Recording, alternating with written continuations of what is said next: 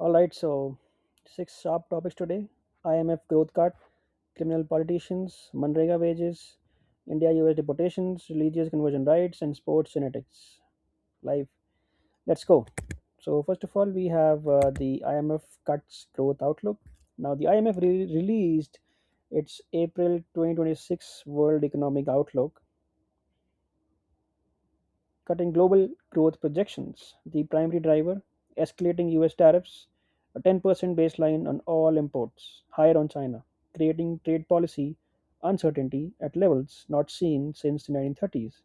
India's growth projection was also cut, though India remains the fastest growing large economy in the IMF's forecast. Even after the cut, India leads the IMF's growth table for large economies, but relatively better, is not insulated. The cut signals that external headwinds from the trade fragmentation and capital flow reversal are real enough to reduce even India's domestic demand driven growth. India's exports $80 billion annually to the US. A US slowdown directly hits the IT services, pharma, and textiles. India's private consumption is about 57% of GDP, far higher than export dependent economies. WEO is the IMF's flagship global economic report. US tariffs is 10% baseline on all US imports, high rates on China, primary driver of current growth cuts. Trade fragmentation is splitting of global trade into competing geopolitical blocks. Fiscal deficit is India at about 4.9% GDP, limits to stimulus space to counter external shocks. GIMF model is IMF's multi-country economic forecasting model used for WEO projections. Smoot-Hawley is US tariff act that deepened the Great Depression. Then we have the right to vote versus the right to contest. Now, the Indian Express carries analysis of the constitutional gap between electoral participation rights, the right to vote, and the right to contest elections, as courts and parliament continue to grapple with the criminalization of politics, with 46% of the 18th Lok Sabha winners having declared criminal cases. Now, the Article 326 places the right to vote directly in the Constitution. Any restriction requires constitutional justification. Under current law, only a conviction, not a charge, not a framed case, triggers disqualification under RPA Section 8. The SC struck down Section 8 RPA in Lily Thomas, the provision that allowed sitting MPs MLAs to continue despite conviction pending appeal. Article 326, constitutional basis for universal adult franchise, RPA Section 8, conviction plus 2 years sentence, 6-year disqualification from contesting. Lily Thomas 2013, SC struck down convicted MP MLA protection, must vacate seat immediately. Nota is none of the above. Introduced by SC in PUCL versus Union of India 2013. Public Interest Foundation 2019. SC directed parties to publish criminal antecedents, declined to bar accused candidates. 61st Amendment reduced voting age from 21 to 18. Then we have the Manrega wage hike. The union government has announced the annual Manrega wage revision effective April 1, indexed to consumer price index for agricultural laborers. Wages remain below state minimum wages in most states, a structural problem the scheme has never resolved. Now, CPIAL is the inflation index for agricultural laborers' households, food heavy with 70% weight on food items. Annual revisions protect real wages in theory, but since the starting wages was set below minimum wage levels, indexing preserves the gap rather than closing it. Manrega is not a discretionary scheme, it is a legal entitlement. A household that applies and doesn't receive work within 15 days is entitled to an unemployment allowance. Manrega mandates at least one third of workers be women. In practice, women generate 57% of all person days, far exceeding the floor. Manrega is Mahatma Gandhi National Rural Employment Guarantee Act, enacted 2005, renamed 2009.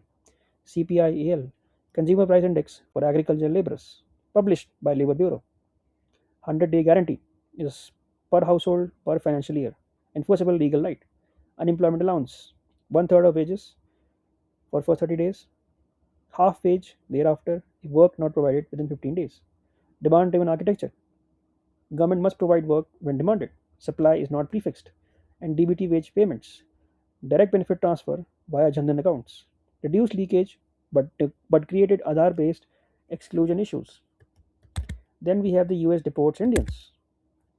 The Trump administration's deportation operations have included military aircraft carrying undocumented Indian nationals, some reportedly in shackles, triggering diplomatic concerns about consular notification, treatment of deportees, and India's ability to advocate for its citizens, given the strategic weight of the India US relationship. Now, Pew Research estimates about 7,25,000 undocumented Indian nationals in the US, the fifth largest undocumented community. Most are from rural Punjab, Gujarat, and UP, having used the donkey route, irregular overland crossing through the Central America and Mexico. The Vienna Convention on the Consular Relations requires any country that arrests a foreign national to notify that national's consulate and allow consular access. India's quiet diplomacy reflects the asymmetry of the relationship. The US is India's largest trade partner, top FDI source, and strategic anchor against China.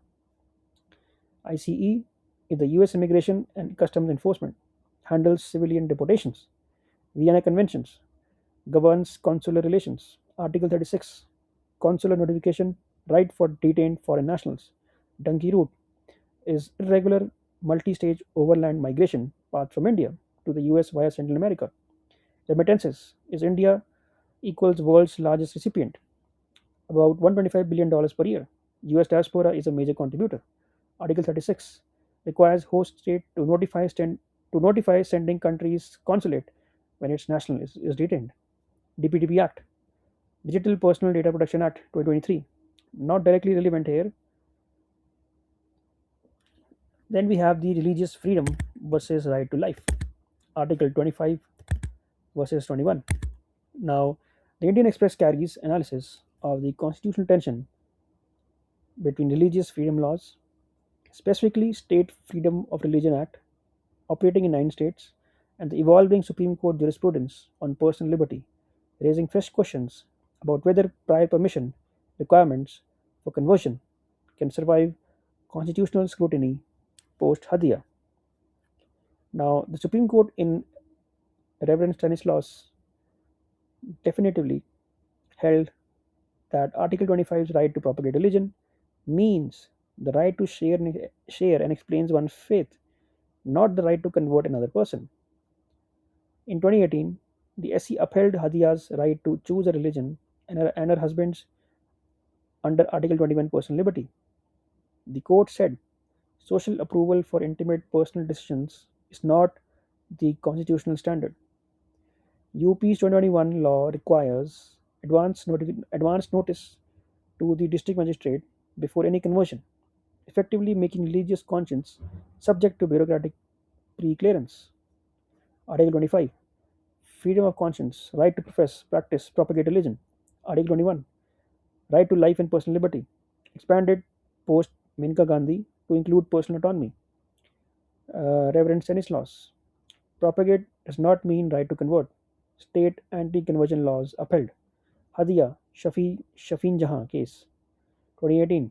Article 21 protects right to choose partner and implicitly religion. Freedom of Religion Acts in 9 states prohibit conversion by force, fraud, or allurement. An allurement is broadly defined in most acts, can cover any material benefit, including healthcare or education, provided by religious organizations.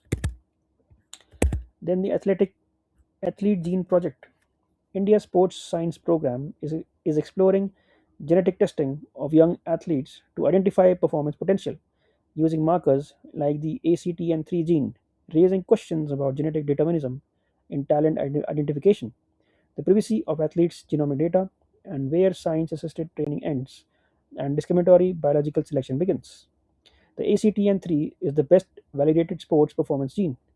The RR variant produces alpha actinin 3 protein in fast twitch muscle fibers, conferring sprinting and power advantage. The WADA prohibited gene doping preemptively in 2003 before CRISPR existed. The current problem, CRISPR Cas CRISPR Cas9 gene editing can theoretically convert an athlete's ACTN3XX to RR in a germline edit. The resulting athlete would be indistinguishable from a naturally born RR in any doping test. Now, unlike a password or address, the DNA cannot be changed if leaked. It reveals not just the athlete's health, but their parents' siblings and children's predispositions without those family members' consent. ACTN3 is alpha actinin 3 gene. RR means power or speed.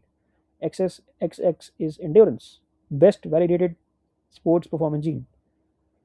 WADA is World Anti-Doping Agency, headquarters Geneva. Gene doping prohibited since 2003. Gene doping is use of gene editing or nucleic acid transfer to enhance athletic performance, which is banned. CRISPR Cas9, gene editing tool. SAI or TOPS, Sports Authority of India. Target Olympic Podium Scheme, India's Elite Athlete Support Framework. And DPTP Act 2023 is Digital Personal Data Protection Act. Genetic data equals sensitive explicit consent required. So we have the IMF growth card, criminal politicians, Manrega wages, Indian deportees, religious conversion rights, and sports genetics. Stay consistent. See you tomorrow. Thank you.